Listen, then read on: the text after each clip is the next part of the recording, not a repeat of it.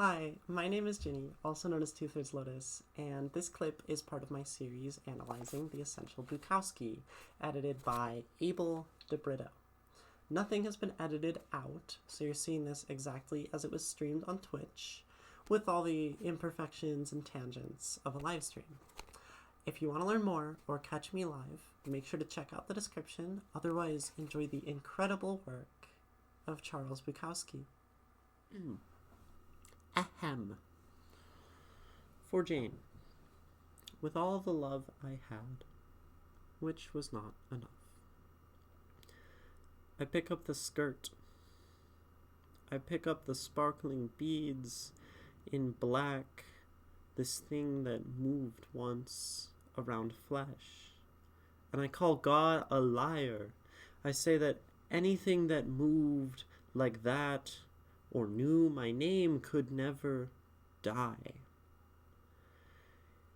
In the common verity of dying, and I pick up her lovely dress. All her loveliness is gone.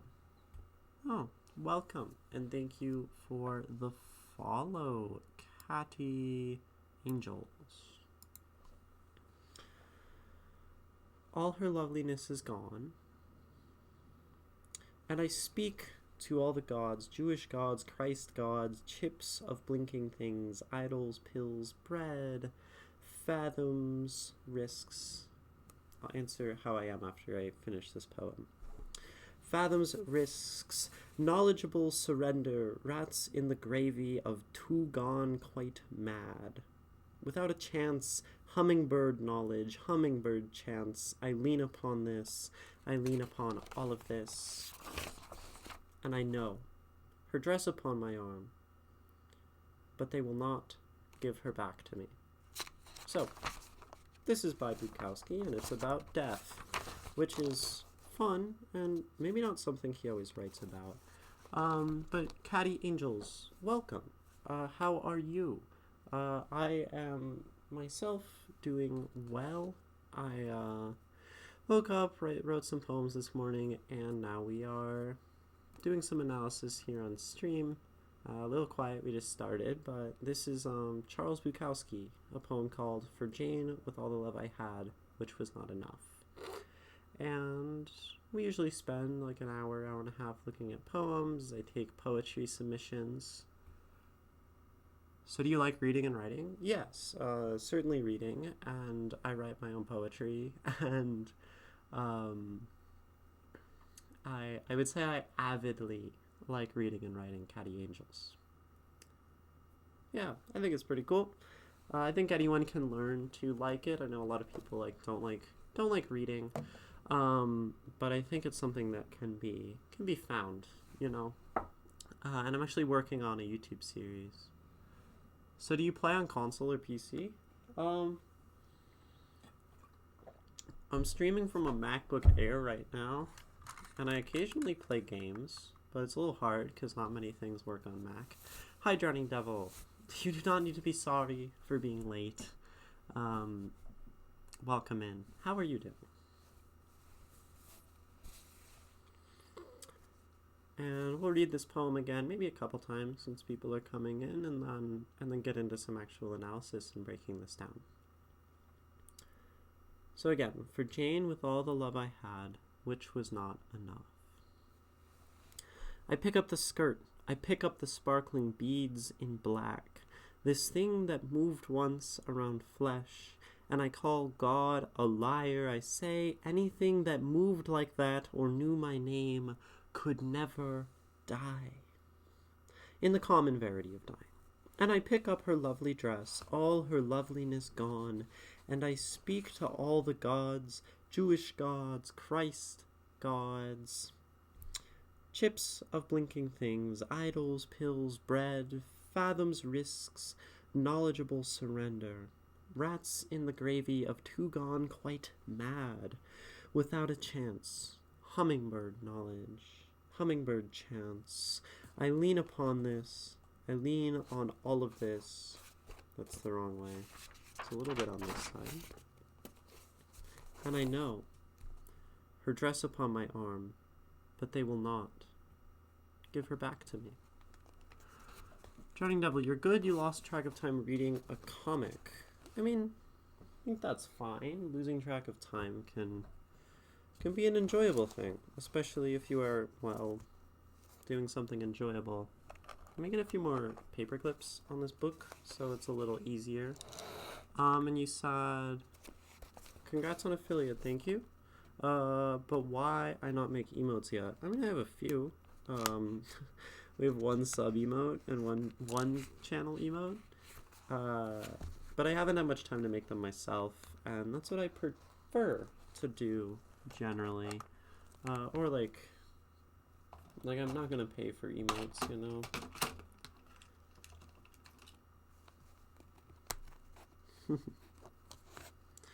Alright, let me get some staples on this book. You're submitting, Drowning Devil. Very, very nice.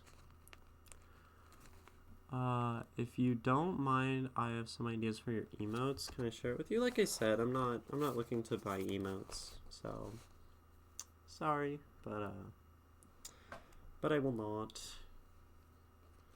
And I unfortunately fear that anyone advertising emotes in a Twitch chat is just doing AI stuff because of the amount of people doing that. So and I'm just not looking to pay for emotes, you know. Oh, that's for Jane, which is the wrong Jane poem, actually. We are on this one. Let me take that page off. Okay. We'll maybe start marking this poem up now and starting to say what this means, right? It's obviously about a sort of death, maybe an actual death. It's hard to tell. Bukowski is very vague, I would say, in this poem, perhaps in a way that is more vague than his past poems that we've read. So we'll definitely see, but maybe it's easier to parse than it looks on first impression. For Jane, with all the love I had, which was not enough. I pick up the skirt, I pick up the sparkling beads in black. This thing that moved once around flesh, and I call God a liar. And that's the first interesting thing I would say, is like a capital G God. And but also that God is a liar, right? There was some kind of promise. And I say anything that moved like that or knew my name could never die in the common verity of dying. Moved like that or knew my name. I like this line a lot. I think knowing one's name is...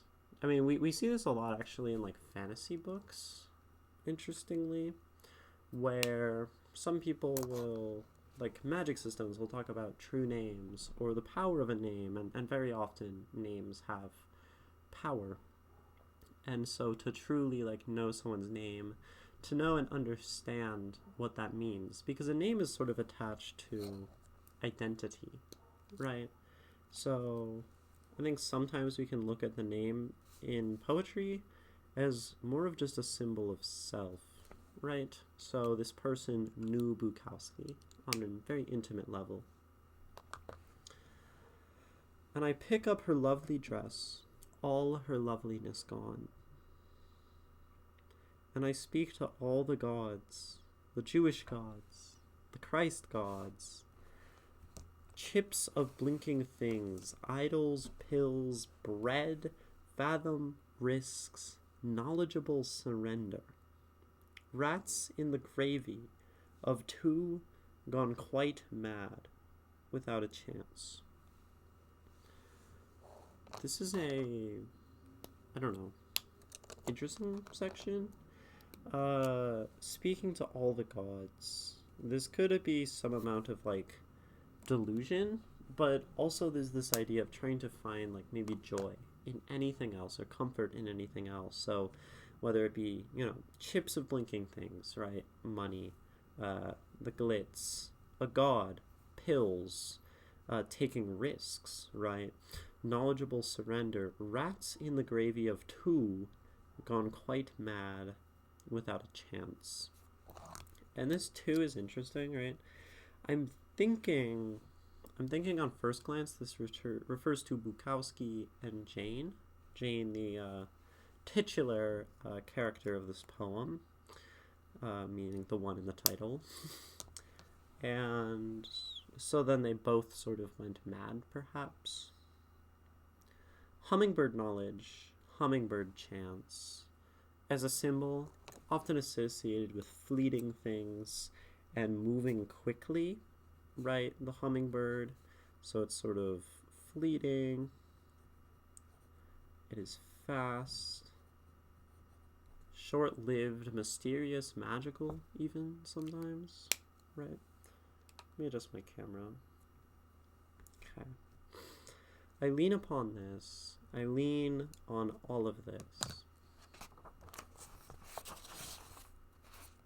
And I know her dress upon my arm. But they will not give her back to me. So they, being all of those things that he sort of prayed to, the Jewish gods, the pills, the blinking things. So they cannot give him any comfort, right? The only thing that could help him here is her. And what is the end? And, you know, he can't have that. So it's sort of over. He's just resigned to be sad over Jane, I suppose. And another interesting line I maybe want to talk about in a moment is the common verity of dying, and dig into that, what that means. Because knowing Charles Bukowski, I think if he talks about a woman dying, it very well could be like a woman just leaving his life. This is very Bukowski, I would say. And I also want to see if this Jane person is like mentioned anywhere sort of historically in Bukowski's life. This is an important part of interpretation sometimes, is like actually doing some background research, right? And I do want to add in chat though, we are currently reading For Jane With All the Love I Had, Which Was Not Enough. Love I Had, comma, Which Was Not Enough, by Charles Bukowski. Send that. Pin that. Just so anyone coming in knows. And then I'm just going to look up Bukowski Jane, because he writes about her multiple times. Okay. Jane was Charles Bukowski's first relationship, and by many accounts the love of his life. That's easy. The two met in 1948, lived together on and off until 1955. According to his FBI file, Bukowski and Baker married, although he never mentioned it in interviews. Interesting. And let's see, there's also a Bukowski forum. And okay, it looks like, looking at other things, she did actually die. There's another one that mentions her being dead for 31 years, so we'll have to assume that Jane is a dead person. Like, actually dead, not just dead to him, right? Because this is a common expression we use, someone being dead to you. But it sounds like she is dead. And this is potentially the love of his life that was lost, which is tragic. Love of his life. That's life. Okay. There we go. Onward. I pick up the skirt, I pick up the sparkling beads in black, this thing that moved once around flesh. So this beginning, I think, is very much right. He talks about this thing that moved once around flesh. So that's literally that these clothes were once worn. They were once living, right, moving, and now he picks them up. And I think this is sort of the beginning of what we start to see down at the bottom of this approximation or ways that he wants to bring her back, right? Because he wants her back. And he's sort of feels betrayed by God and is almost maybe in denial here, right? This thing that moved once around flesh. And then this prompts the thought, and I call God a liar. I say anything that moved like that, right, the clothing, or her moving the clothing, or knew my name, could never die in the common verity of dying.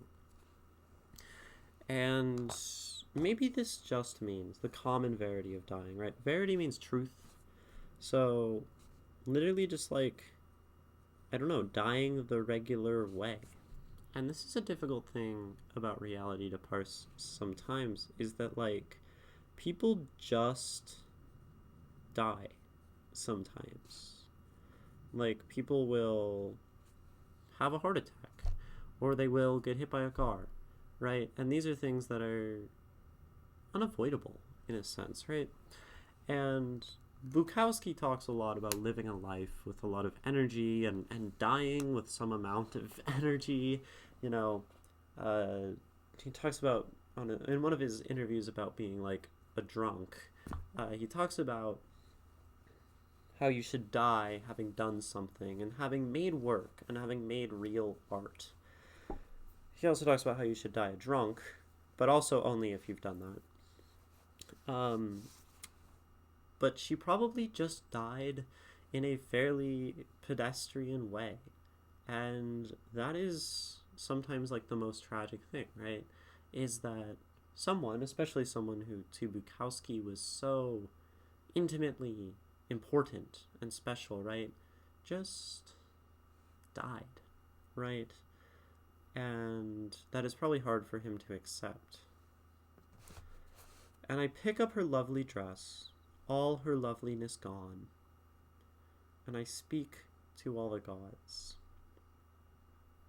Jewish gods, Christ gods, chips of blinking things, idols, pills, bread, fathoms, risks, knowledgeable surrender, rats in the gravy of two, gone quite mad, without a chance. So, just like look at each of these things, right? Chips of blinking things is probably sort of like wealth or just like nice things, you know, as a way to find beauty in the world, right? And cope with the issues. Idols. Something that you put up on a pedestal. Perhaps people, fame, right? But generally just finding others. And I like idols here because it's often used in the context of like a false idol in Christianity, where it does not compare to like the Christian God, right?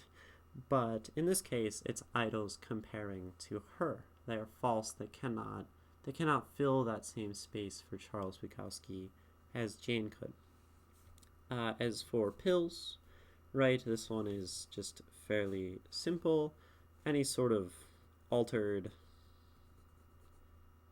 state, be it, you know, a painkiller or something harder than that, right?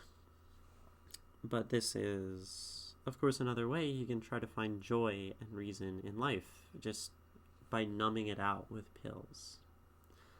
You'd even voice training reminder.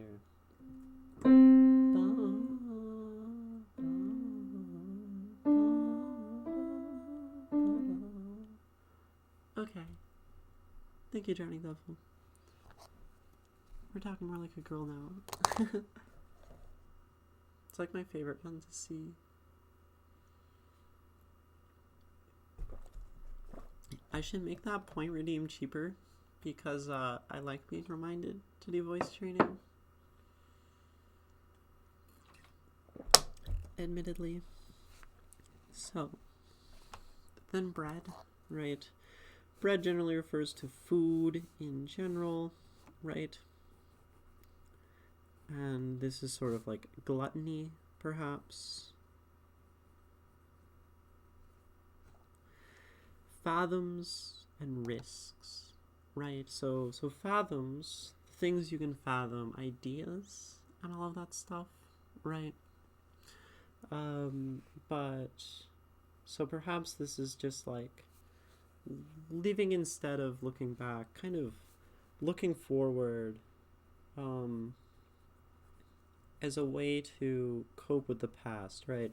Fathoming new things, new ideas. Perhaps as an artist, this is something where he tried to fill the space that she kind of fulfilled in his life by doing more, trying to think more, be more, right? Honestly, I don't mind your voice, but I know you mind, so I figured I'd redeem it. Yeah, thank you, Drowning Devil. And this could also, like, fathoms. He talks about alcohol in association with the ocean, right? And fathoms can refer to, like, the depth of the ocean. And that might even be a metaphor for, or not even a metaphor, but like a representing alcohol, right? Because those depths that he puts himself into to numb out the pain and the difficulty of his life. Risks, right? The sort of thrill of life. We definitely see this happen even with people who aren't in like shitty, sad situations, but taking risk for that adrenaline, that joy, or maybe it's not joy, but it's an adrenaline rush, right? And that cannot get this back either. Knowledgeable surrender is maybe my favorite line in this section because it's sort of different, right? It's quite a complicated action, right? We talk about like blinking things and idols and pills and breads, and these are like common ways to cope with stuff. Knowledgeable surrender. So I think this is sort of almost the idea of like acceptance. Or maybe depression. I'm not sure. One way I could see it, right? Surrender. Letting the reality pass over him and saying, yeah, she's dead. I know it, right? And thus we move on. But of course, even trying to take that line of thought, he can't let go of her. The other way, knowledgeable surrender, as, surrendering to life and just doing nothing, right? And sort of being aware of that, is also, of course, not going to help Bukowski, right? But I think the acceptance one might be the interpretation there that I prefer because of the word knowledgeable. I wouldn't describe slipping into a depression as a sort of knowledgeable action, right? So, rats in the gravy of two, gone quite mad without a chance. And so I said earlier, I think that two is referring to Jane and Bukowski, Charles. And if it is the gravy of them, like sort of the leftovers of their dead relationship, like gone quite mad without a chance, sort of saying that it was doomed to fail. But rats in the gravy is certainly a strange line, right? And I do actually like this a lot. Like, I don't know if I've seen a line that is quite so... Oops. How would I describe this?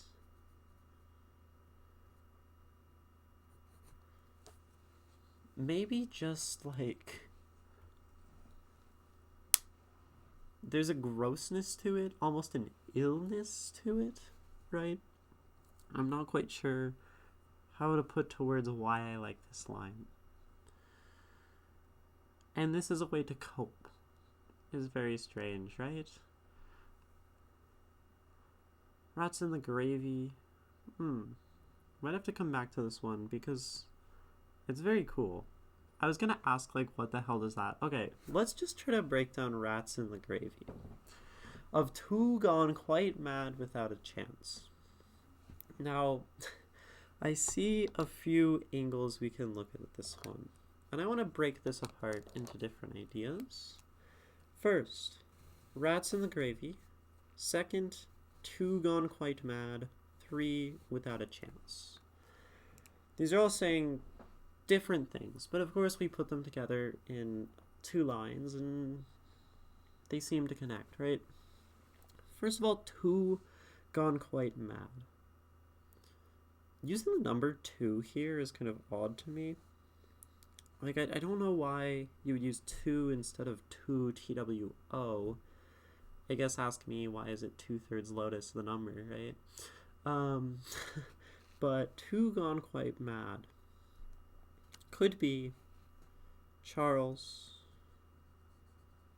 plus Jane. That's an option, right? She's dead though, so I'm not sure.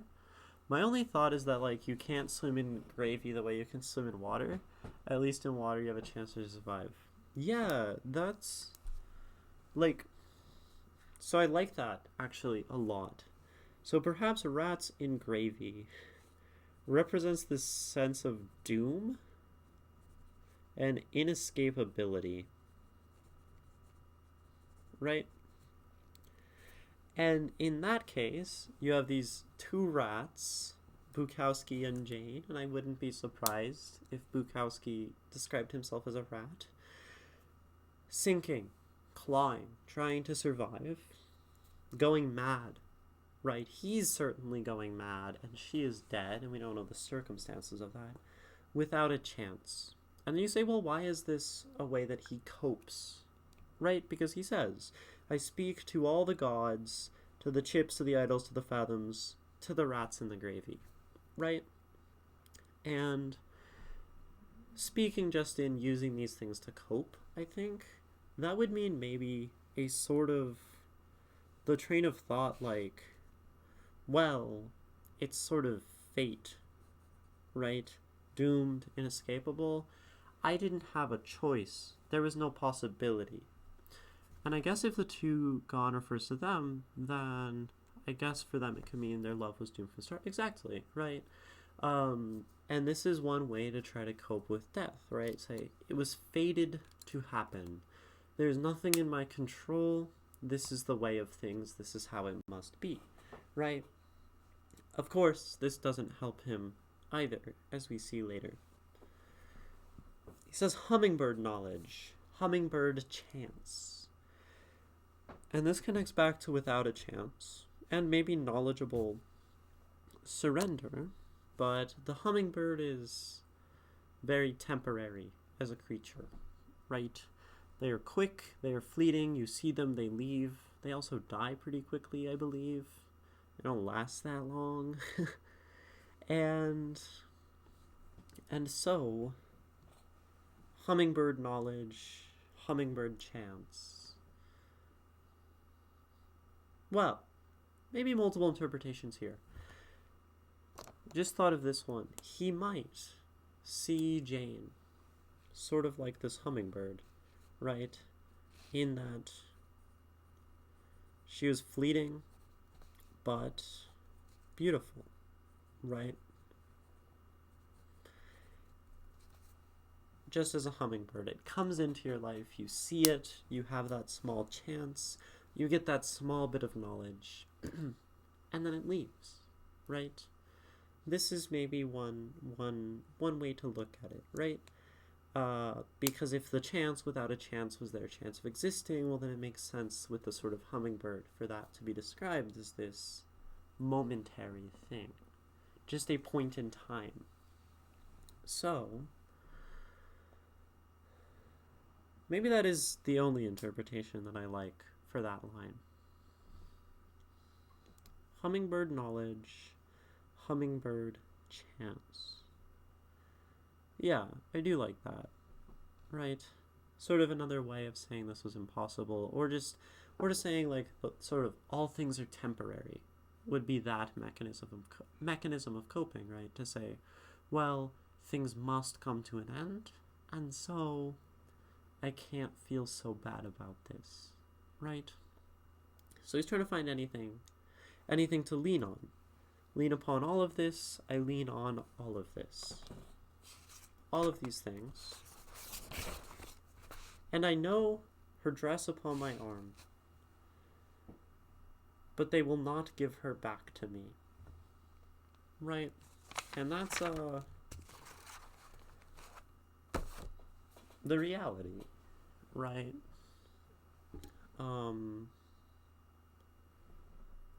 It's the reality. The interesting thing is I believe Bukowski probably feels some amount of blame here, right? Just given the title. For Jane with all the love I had, which was not enough. And maybe we'll break down that title in a second after I take a little break. I need to go to the bathroom, so I'll be right back. Go ahead, let this be water break, med check, look away from your screen, all that stuff.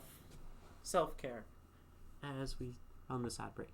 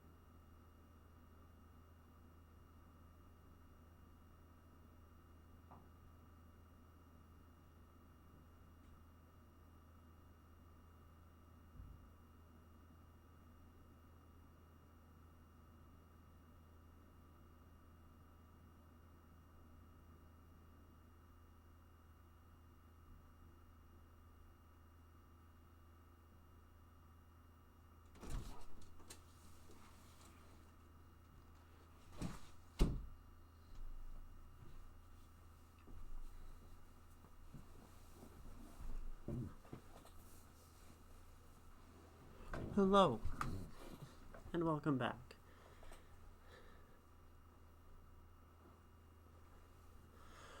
Okay, welcome back. I'm Ginny, also known as 2/3 Lotus.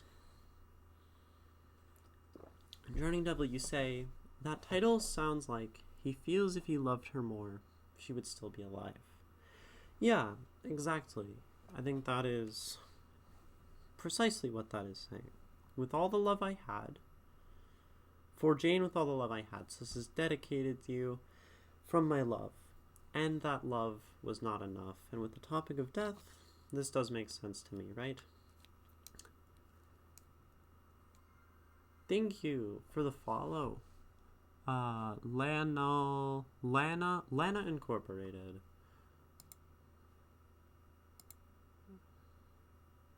Don't try to sell me emotes. Okay. With all the love I had, which was not enough. Right? So, if I loved her more,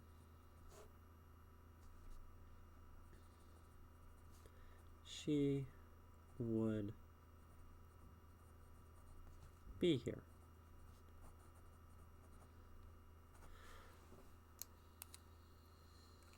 And I'm going to read this whole thing again, maybe to just get perspective on the entire poem, and see, if we can find more ways that idea comes in. I like to read the whole poem after the break lately. It seems like a good way to put it in perspective. I recommend... So I'm working on the script for the first YouTube video that's going to be in like the poetry analysis series, right, that I've been talking about, and it's on reading. And I say that minimum one should be like reading the poem, just reading for like 15 minutes, right? Nah, our company doesn't sell anything. We are a monopoly in favor of destruction of capital. Yes, Lana. That's what I like to see. And, yeah. I mean, yes, destroy capital. Just, I like this. I like this corporation. You're also working on a video, Drowning Devil. That is excellent. Lana Incorporated, do you write? Are you a poet or a writer or anything? Or just someone who's here to join us in art, which I think in some ways resists against the systems under which we live. Oh, this is just a sad boy poem about Bukowski's love dying. I pick up the skirt, I pick up the sparkling beads in black, this thing that moved once around flesh. I call it, and I call God a liar. I say anything that moved like that or knew my name could never die in the common verity of dying. And I pick up her lovely dress, all her loveliness gone, and I speak to all the gods, Jewish gods, Christ gods, chips of blinking things, idols, pills, bread, fathoms, risks, knowledgeable surrender, rats in gravy, of two gone quite mad without a chance. Hummingbird knowledge, hummingbird chance. I lean upon this, I lean on all of this. And I know her dress upon my arm, but they will not give her back to me. Ooh. You do write. You write poems, aphorisms, and short stories for now. That's awesome. Oh, Bukowski, the man, the cis male legend. That is Bukowski for sure. I do like Bukowski a lot. Even in his cis maleness. And I think he has redeeming qualities. Well, maybe not. His art has redeeming qualities. I think he talks very well about the way that art interacts with, living in a capital driven society, if we want to use that. He talks about the way that being an artist is sort of incompatible with the world in which we live. So I really like that about him. Yes, he was a womanizer, and yeah, he was pretty bad, but but I can love his art. So do I. It sucks that people use his quotes for evil. We need to death of an author him, definitely. Yeah, so I have this really weird interpretation of sort of death of the author and the separation of the artist and the work. Like you do with Heidegger. That's fair. Heidegger is excellent. I've read a little bit of his work on technology, and I enjoyed it thoroughly. It was for a class, but whatever. It's still really good. Because I think when we're reading, we should generally...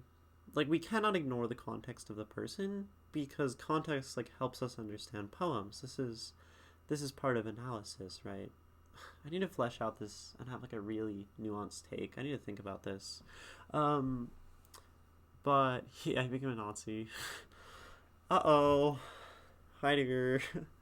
Same with, Wagner was very... I don't know if he was a Nazi, but the Nazis really liked Wagner. Great music. So, yeah, it's a complex discussion because you have necessary context to inform the poem. We were looking up who Jane was in Bukowski's life at the start, and that's, important. If you don't look at the author and their life, you lose something in the work, right? But I think a lot of times, I guess people pull qualities from artists that don't relate to their work. Like, I think we sort of look at the work in a vacuum and anything that relates to the work in their life. But maybe that's not true. Maybe everything relates because the work is the reflection of the author. And then I particularly don't like just looking at the work and not and like seeing it as an independent thing without someone behind it. I do think we can understand someone through the things they write, given care and attention. And that's a hot take, I think. Some people will say, like, you can never understand anything about an author, right? Because, well, you're just looking at their work. You don't know them as a person. I don't like that argument. I feel like I, in many ways, know and understand Bukowski through his work because I spend so much time with it. Because here we look at poems for like an hour, hour and a half, 2 hours, just on a single poem. That's how I prefer to do it. That's analysis to me. Wagner came before the Nazis. They put Wagner together with Nietzsche, who opposed Wagner most of his life. Blame our favorite Austrian painter. Yeah, I really wish he would have, well, I wish he would have stuck to it for sure. I've seen some of his paintings, right, online, and he struggled deeply with perspective. They look okay. Like, you look at the painting and you're like, oh, this is fine. And then you look at, like, his actual art, like, more clear, and you're like, whoa, the perspective is messed up. Authors put a lot of themselves into their work. So I think it's fair to say at least you get an idea of the author through their work. Right. Yeah, and I usually prefer to look at the author through their work than look at the work through the author. Right? Because I'm an artist and I care about the art. You know? Also, Lana Incorporated, if you are interested, one thing we do on this channel is like read poems a lot from chat. So there's a command, !submit. And if you do that, it gives you to a Google form. So if you wanted to have your work analyzed very thoroughly, you can certainly stick around and like see more what it's like, but that's what we do here. I agree. I think Death of an Author takes an extra step of recognizing this personalization, but not failing in classic pitfalls Bukowski and Hemingway. Hemingway, very interestingly, thought a lot about gender. And we were learning this on stream, but he had tendencies. He wanted to, like, often he talked about, not often, but a few times, about like how he and his partner or his wife would like invert gender roles, and like she would be the man, he would be the woman. And I think that's very interesting. Hemingway has a much more fluid view of gender than you would expect from his work that talks about very like man. Have you seen the Hemingway lookalike competition? It's wild.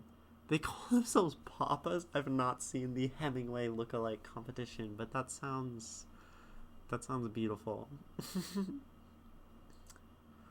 Doesn't it also show up in a book of his? I think it does as well. I'm one of them. I don't know. I read an article online. There's like a couple articles.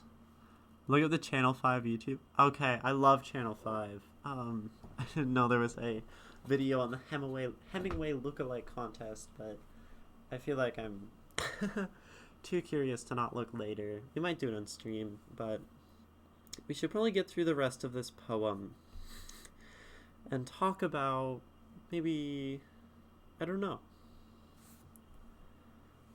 Like, it seems fairly straightforward as a poem.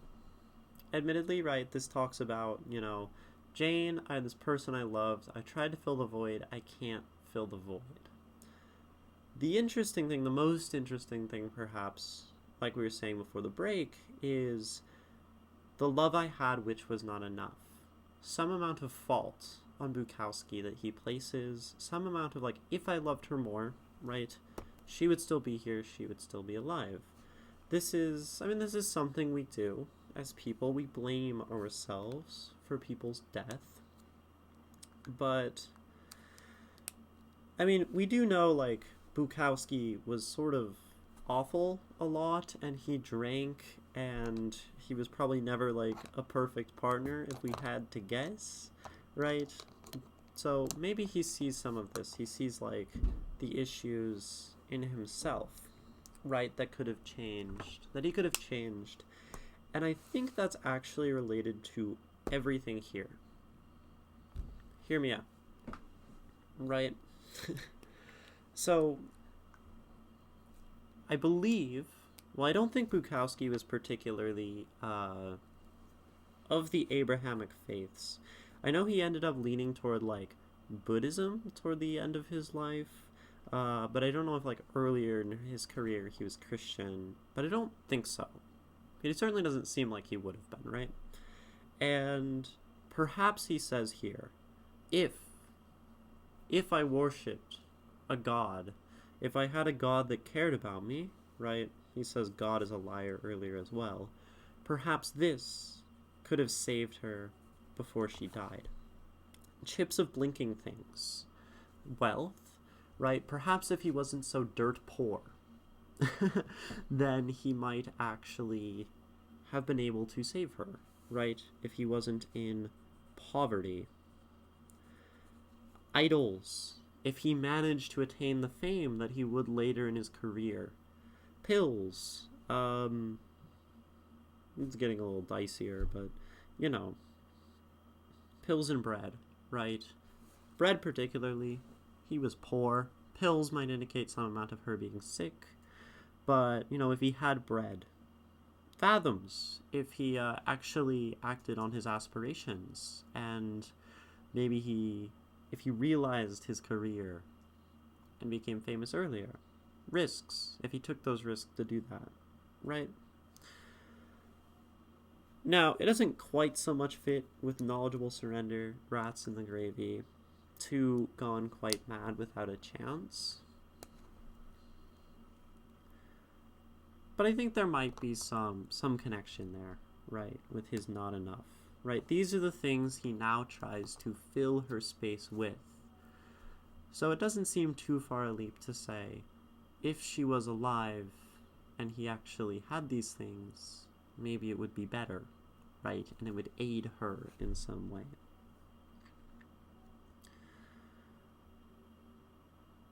Of course, it's all sort of fruitless because she died in the common verity of dying. Like, so Bukowski often has many contradictions in his work. This is just a feature, right? His love wasn't enough, so that's why the relationship was doomed. Oh yeah, perhaps that is the end, right? Tying it back in. If his love was more, they would not be rats drowning in gravy, right?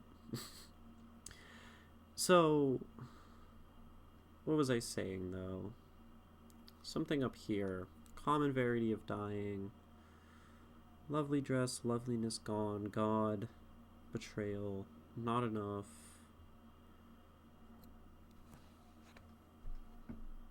Oh, the contradiction.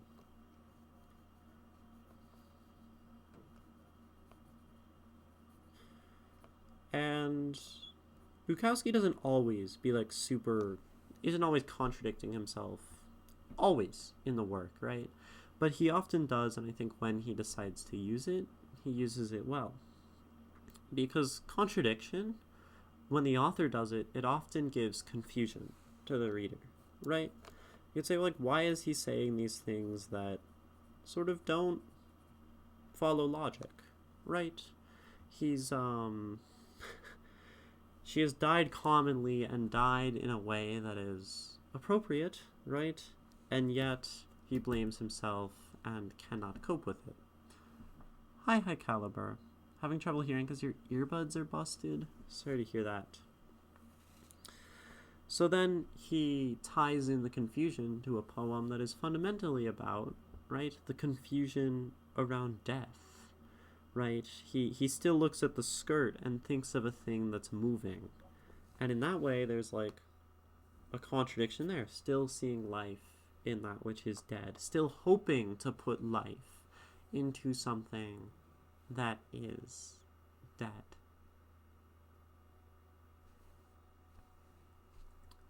Perhaps. And I mean, the conclusion is fairly straightforward at that point, right? And I know her dress upon my arm, but they will not give her back to me. I wonder when exactly this was written in comparison to her death. That is an interesting question. And I think, like, dress upon the arm is kind of a cool line, right? Holding the dress here, it's almost like perhaps an approximation of being arm in arm with the person. Bukowski uses clothing often to represent people. Because it was written a while after, then I wonder why he kept the clothes, if he knows he gets like that. Yeah, and maybe that's the, again, part of that contradiction, but there's that, both the attachment to the past and the pain of it, which would be, I think, very appropriate. But if we go back to his poem, Old Man Dead in a Room, nope, not that one. The Twins is what I'm looking for. The Twins. He ends this standing before a mirror in his dead father's suit, right? This is the end of the Twins. And I think that is really interesting how the way he relates to the death of his father is almost the same as his wife, partner, whatever it sort of was, right? Where he's not wearing the dress, but he has it over his arm. And similar to the father in the Twins,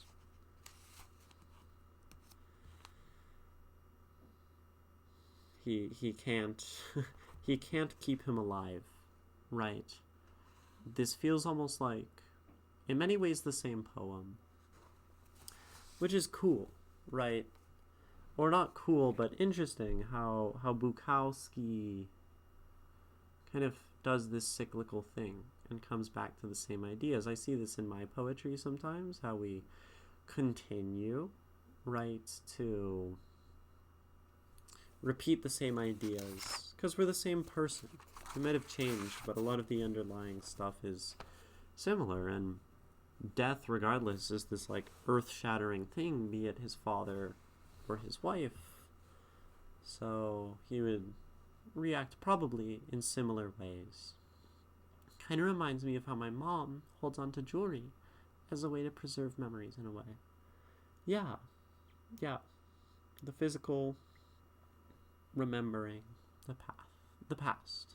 So yeah, memory, connection, all that stuff. I like it.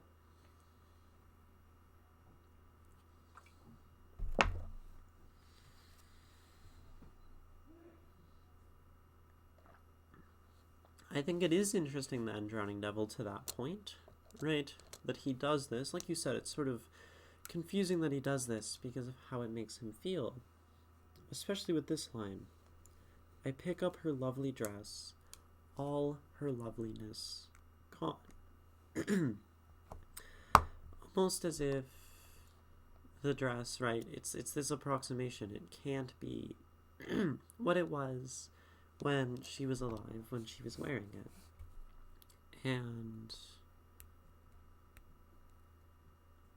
But he holds on because the dress itself is still lovely. It still has this echo of her loveliness, of the care that she had for him, and that he had for her.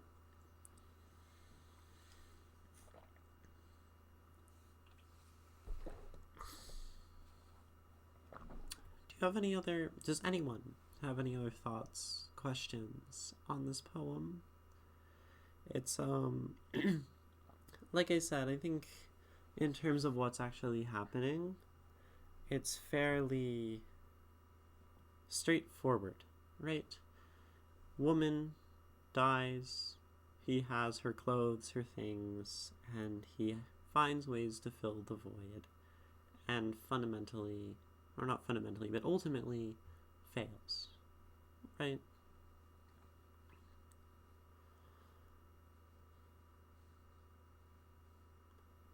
And if no questions, if no comments, if no further interpretations and interests, then we'll give it a read or two, and then move on to something else. Probably something viewers submitted. This was just a way to start upstream.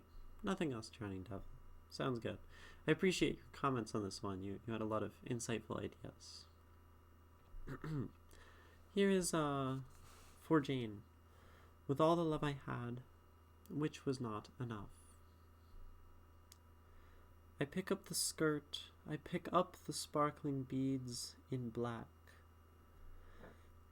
This thing that moved once around flesh, and I call God a liar. I say anything that moved like that or knew my name could never die in the common verity of dying. And I pick up her lovely dress, all her loveliness gone, and I speak to all the gods, Jewish gods, Christ gods, chips of blinking things, idols, pills, bread, fathoms, risks, knowledgeable surrender. Rats in gravy, of two gone quite mad without a chance, hummingbird knowledge, hummingbird chance. I lean upon this. I lean on all of this. And I know her dress upon my arm, but they will not give her back to me.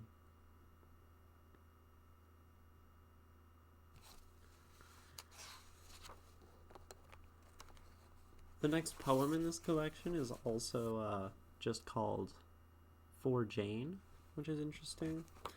But this one is For Jane, with all the love I had, for which was not enough. I think that's interesting. But I think for now we'll be done with Jane, unless we want to look at the other Jane poem. Thanks for listening to me and my thoughts on Bukowski. Make sure to check out the rest of the series if you enjoyed, and follow or stop by Twitch if you want to see more. See you there.